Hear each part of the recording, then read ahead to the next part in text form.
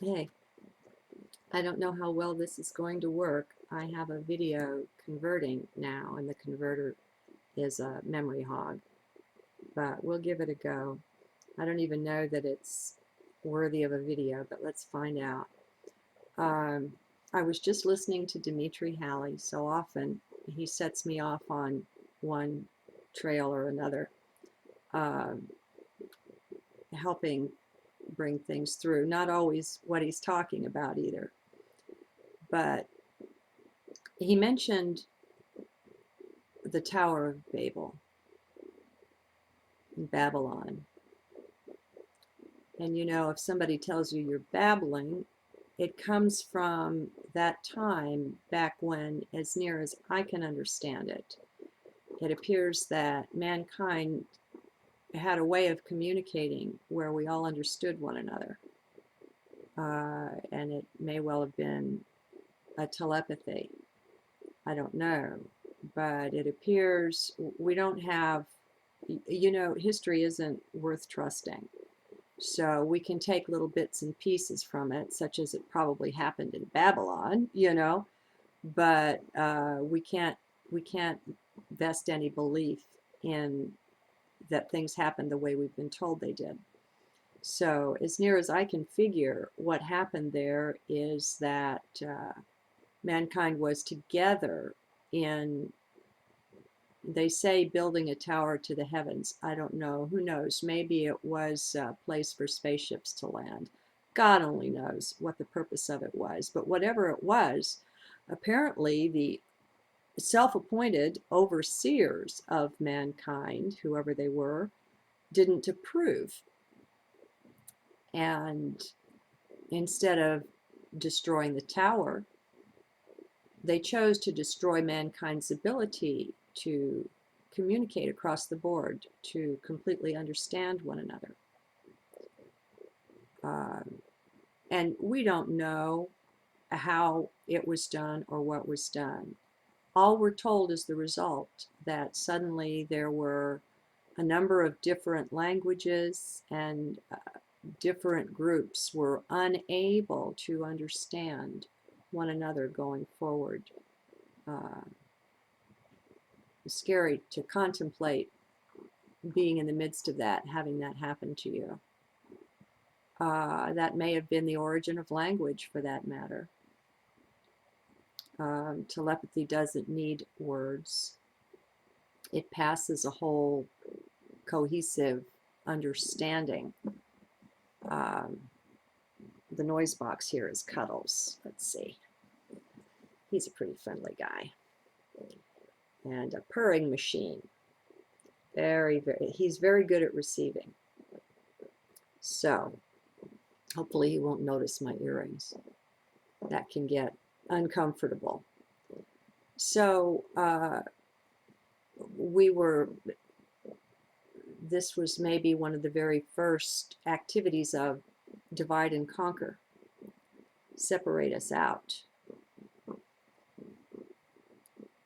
which is interesting. If we look at society and if we look at history, that's been a very highly successful strategy to rule, you know, divide and conquer. Get people to where they don't understand one another to start with, and, you know, turn them against one another. And so we have the crap and the chaos that we have. Now, how that brought me here to this next step, I don't exactly recall the train of thought. I didn't turn the camera on soon enough. But I did a journal examining a couple of them, how prevalent judgment is within and without, in ourselves and in our society. It's everywhere. And as sickening as it is, we take it for normal. We're all the time judging ourselves, all the time. It's a terrible poison that we've taken as a part of our daily bread. It's so common. School is built on it. Things are built on it. You can go to those journals for a discussion of that. But something else that's really prevalent, and maybe, and especially in the light beings, I don't know. See, we have the contrast. We're perhaps a bit closer to the higher dimensions and maybe even the memory of that than others. I don't know. I'm winging it here. It's been a long time since I did a live video, it seems. And it's sunset, so I may go sun gazing on you in a little bit here. I mean, who needs interior lights when we have the sun, right? So anyway, I was another thing that's perhaps equally prevalent is the victim consciousness. Now, you won't know you have this in you until somebody else points it out for you, or until you go into your heart and make room for the possibility and begin observing. You can see it if you can accept that it can be so. Just like self-judgment, and judgment is present everywhere. It's practically in every thought. I mean, it's that bad. Oh my goodness, I guess I better turn some, oh, I don't know. It just is what it is, folks. Sorry about that.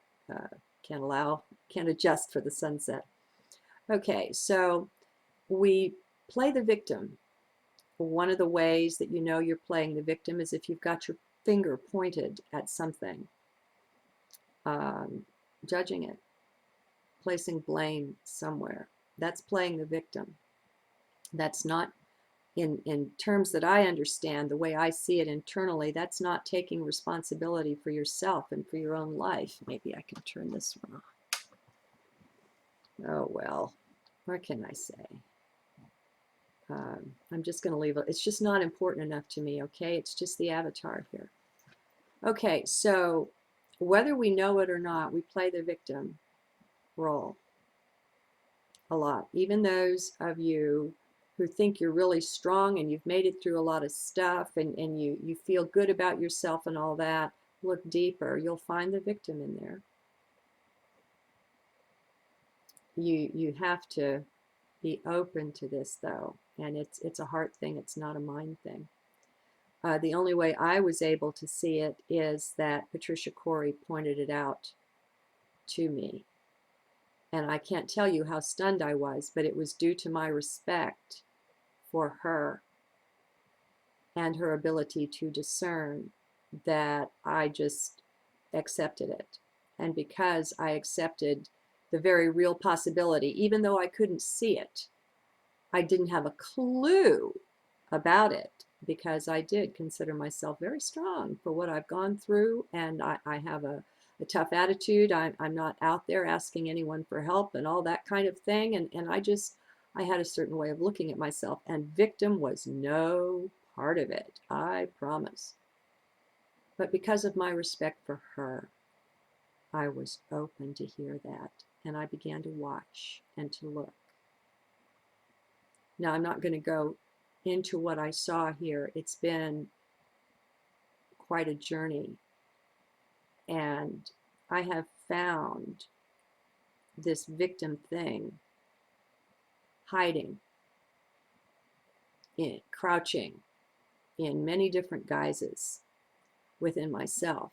So all of this to share with you what just came to me, and it's a very simple thing, but maybe it'll be special for you too. It felt special for me, and that is, when we're playing the victim, when we're saying how hard life is and how difficult and how bad the bad guys are and the powers that were, and how, you know, everything is just, you know, the tune, we've all sung it. Come on, at one point or another, it gets overwhelming, and so we sing the song. And there's nothing wrong with singing that song. I am not judging this, okay? So don't self-criticize over this. The point is, we're identified with the avatar and not with the higher self. That's the whole point. As we identify with the higher self, we recognize and realize that at that level, we've chosen all of this, and there's good reason for it, there's good benefit in it, or it just wouldn't be. We wouldn't accept anything less. than what's perfect and what's wonderful. And we can identify with that part of us. Now, it'll be just like me when Patricia first pointed this out. Had it been anyone else, I would have really been tempted to brush it aside and say, no, you're just not seeing clearly. You don't know me. I know better than that. So maybe it'll help you to do what you can to come into an acceptance of what's being said here. It can't hurt you, because if it's not true, you won't see it. If it's true, you won't see it unless you accept that it's possible. Vision is key and critical always. It's hard for me to have the sun setting and not be gazing at it, friends. So that's how it is. And maybe I'm finished anyway. I just wanted to point out that whenever we catch ourselves under the burden and complaining, one thing we can do is we can look at that and say, okay, where and how am I identifying with my avatar in the play here? And where and how can I, make the choice to identify with my own higher self, to whom this is no big deal. We are divine, and we know it. At those levels, we just know it. We don't need to be told. That's just like anything that I or anyone else can say here that you can hear and listen to and identify with. You're not being taught anything. For the light beings, at least, I don't think there are any teachers anymore. There are reminders. We just remind one another of what we already know. And I think that's really good and maybe helpful for stepping up and out of the victim status and stature. We're divine, and it's a part of the game that the powers that were are playing to separate us out from ourselves. Just like with Babylon, where we got separated out from one another. Maybe the origin of that, I don't know. This is a way of being separated out from the self, and it makes us more easy to manage, more easy to oppress and control. And as we're identified with the avatar, with the lesser self, with the body mind, we're manageable. Things can overwhelm. As a divine being, you cannot be overwhelmed that I know of. I'm human here too. I remember some things, but, don't take it on as belief. Take on what I offer as possibility only, and prove it for yourself. It'll either prove itself out or it won't. As you're in heart, number one. As your focus is inward, number two, and not on the world out there. You're going to notice things, and you're going to make some really fast progress, I think. I mean, that's where our internal tutoring goes on. That's the voice, the still small voice, intuition, all of it. It's internal. It's not you're not going to find your intuition outside and around you, although things like the video, and it was the most recent one done by Dimitri Halley, but it can be anything, will ring a bell for you. I mean, I had to go back and start watching it again, because at the beginning he mentioned that people who have been sexually abused often can't talk about it, because they can't talk to you about it, because they can't yet talk to themselves about it. Well, I have that in my history, and it's true, and it's a trigger, and it took me off in areas to where I couldn't hear him anymore. So, I had to wait a while with that, see it through, and then go back and listen again and choose to not be triggered by that, to try to hear what he was saying. But again, you know, he mentions Babylon, and all of a sudden it comes to me through whatever train of understanding about being separated out. Everything is one. When we're feeling oppressed and depressed, let's remember our oneness. And in that oneness, even if the one being that we are, the one facet in the grand gem that we represent, even if in that moment that aspect of our beingness cannot be anything but depressed or whatever it is, as we choose to step into and accept the oneness that is also a fact, that we are the whole gem, that we are all of those facets, we can then rely on our brothers and sisters, on our brethren, because some of them are way high up in the holiness and in communion with the divine. And that's us too. In the oneness, we're all that is.